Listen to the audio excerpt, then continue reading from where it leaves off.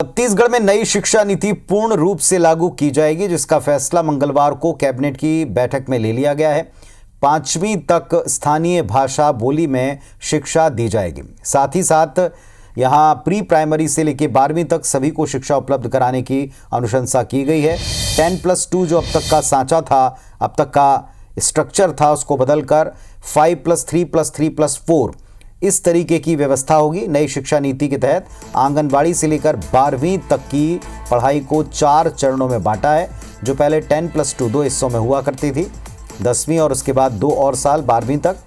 अब ये 5+3+3+4 फॉर्मूला क्या है वो आप टीवी स्क्रीन पर देख रहे हैं।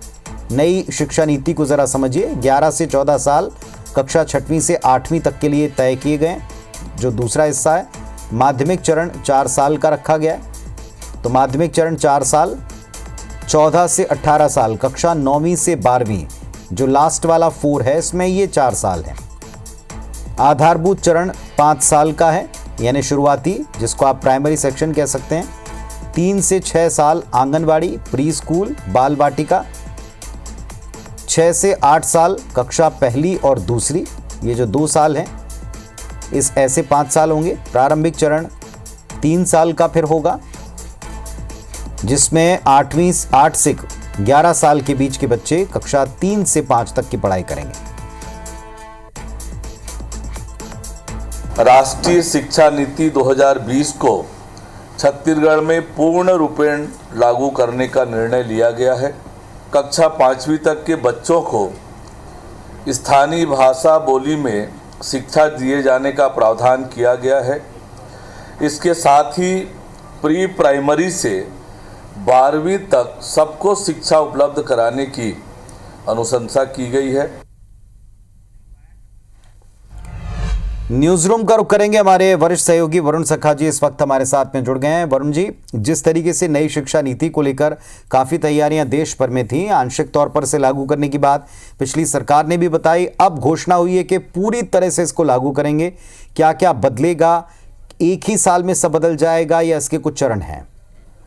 पुनीत जी, नई शिक्षा नीति का छत्तीसगढ़ में ये कल कैबिनेट में इसको कहा गया है कि इसको पूरी तरह से लागू किया जाएगा पूर्णतः। चूँकि ये इसलिए महत्वपूर्ण है कि 2020 में जब ये पास हुई थी, उस समय यहाँ छत्तीसगढ़ में सरकार थी कांग्रेस की। कांग्रेस सरकार का कुछ कंसर्न रहा है लगातार शिक्षा नीति को लेकर के, उनके कुछ बिंदुओं पर उनकी असहमति राष्ट्रीय स्तर पर रही है। इस वजह से उसको आंशिक रूप से वो लागू करने तैयार थे, परंतु पूर्ण रूप से लागू करने के लिए तैयार नहीं थे। अब जो बेसिक स्ट्रक्चर है, इसको लेकर कोई सहमति असहमति जैसी स्थिति नहीं थी, बावजूद इसके बेसिक स्ट्रक्चर को लागू करने में बहुत समय लगा। अब जो बेसिक स्ट्रक्चर, जैसा कि आपने भी बताया, उस स्ट्रक्चर की अगर हम बात करते हैं तो भारत के अंदर 70 वर्षों से जो शिक्षा नीति, जिस तरह का स्ट्रक्चर चल रहा था पढ़ाई का, उसमें 12 वर्ष रिफ्लेक्शन होता था। यानी कि स्कूलिंग का जो टाइम था वो 10+2, इससे पहले इंटर का कॉन्सेप्ट हुआ करता था, जैसे जूनियर कॉलेज, जैसे उत्तर प्रदेश जैसी जगह पर तो अभी भी जूनियर कॉलेज है, लेकिन 10+2 है। तो 10+2 से रिफ्लेक्शन होता है कि 12 साल तक आपने स्कूल किया है। अब इसको अपर लिमिट तो बढ़ाई नहीं जा सकती, इसलिए इसको बॉटम में आगे किया गया। यानी कि एक बच्चा, 4 साल का बच्चा, 4.5 साल, 5 साल का बच्चा मोबाइल चला सकता है, दुनिया भर का ज्ञान रख सकता है, लेकिन भारत के फॉर्मल एजुकेशन में वो कोई कक्षा में नहीं जा सकता। ये एक बड़ी विडंबना थी। इस विडंबना को दूर किया गया, इसलिए यहाँ पर सबसे पहला जो है 3 वर्ष जो नीचे के थे उनको जोड़ा गया, जिसको कहा गया फंडामेंटल एजुकेशन। एक आधारभूत शिक्षा के रूप में 3 वर्ष बाल वाटिका के, यानी कि नर्सरीज के, प्री स्कूल के, और 2 वर्ष पहली और दूसरी कक्षा वो मान लिए गए, प्राइमरी स्कूल से लिए गए। इसके बाद शुरू होता है 3rd, 4th और 5th का 3 वर्ष का एक एक्सपीरियंस। उसके बाद इस शिक्षा में सबसे महत्वपूर्ण चीज़ ये है कि 6वीं क्लास से, यानी कि बच्चा जब 12 वर्ष का होगा, 6वीं क्लास में जब वो आया होगा, तब से उसको वोकेशनल ट्रेनिंग, वोकेशनल एजुकेशन जो है दिया जाने लग जाएगा। इस शिक्षा की सबसे अहम जो कड़ी है वो वोकेशनल ट्रेनिंग है। यानी कि वो 12 वर्ष की आयु में 6वीं कक्षा से ये तय कर सकता है, ये सोच सकता है कि उसका स्किल किस तरफ है।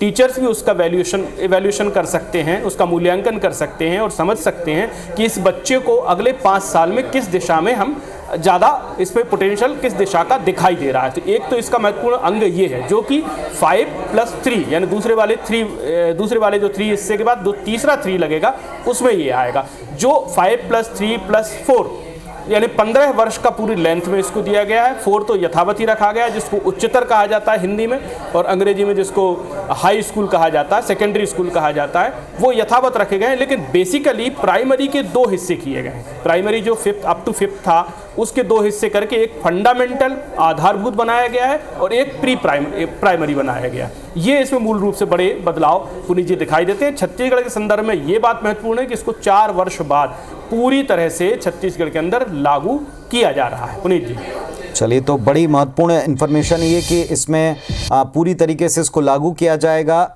शिक्षा सत्र कौन सा होगा, किस शिक्षा सत्र से ये अमल में आएगा, क्योंकि ऑलरेडी एक शिक्षा सत्र शुरू हो चुका है, और इसमें जो चेंजेस आने वाले हैं केवल इस बेसिक स्ट्रक्चर में हैं या पढ़ाई के तौर तरीकों में भी कोई परिवर्तन आएगा, सिलेबस में भी परिवर्तन आएगा? जैसा कुछ राज्यों ने इसकी बहुत पहले से तैयारी की थी, शिवराज सिंह चौहान ने पहले बताया था कि हम इसको लेकर तैयारी कर रहे हैं। यहाँ तैयारियां पूरी हैं, लेवल पर भी है, स्ट्रक्चर लेवल पर भी है, टीचर्स ट्रेनिंग लेवल पर भी है।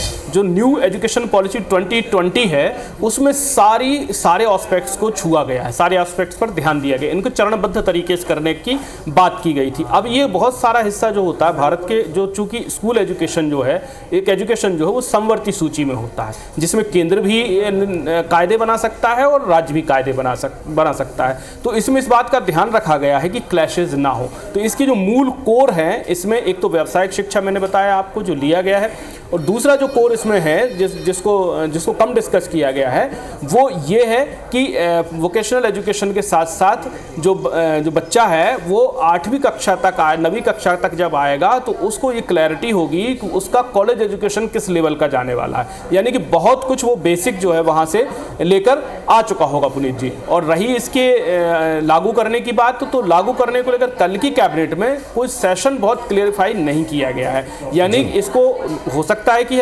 23-24 से जो 24-25 है, इसी सेशन से लागू किया जा सकता है। पुनीत जी, चलिए अब देखते हैं कि इसकी तारीखें कब क्लियर की जाती हैं, और ये जो चरणबद्ध शुरुआत है, ये चरणबद्ध शुरुआत इसी सेशन से हो जाएगी या फिर इसके लिए इंतज़ार थोड़ा सा करना पड़ सकता है। बहुत शुक्रिया आपका वरुण जी, इस पूरे अपडेट के लिए, पूरी डिटेल इन्फॉर्मेशन